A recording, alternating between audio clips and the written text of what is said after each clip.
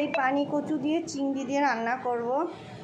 এটা আমরা পানি কচু বলি, তোমরা কে কি কচু বলো কমেন্টে জানিও। এগুলো ভেজে নিলাম, তেজপাতা ফোড়ন দিয়ে কচুগুলোকে ভেজে নেব। হলুদ আর নুন দিয়ে ভালো করে ভেজে নিলাম।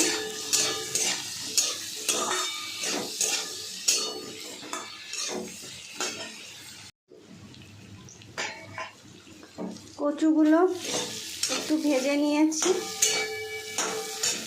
এবার বাটা মশলাটা দেব, জিরে, লঙ্কা আর আদা এ দিয়ে ভালো করে কষে নেব।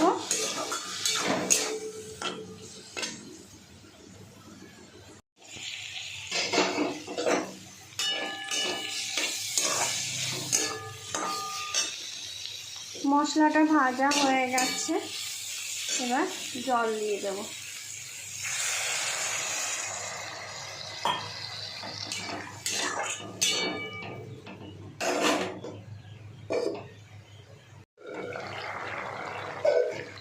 এবার চিংড়ি মাছগুলো দিয়ে দেব।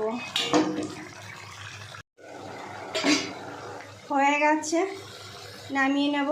এই রেসিপিটা যদি ভালো লেগে থাকে তাহলে লাইক করবে, কমেন্টে জানাবে কেমন হয়েছে আর শেয়ার করে দেবে।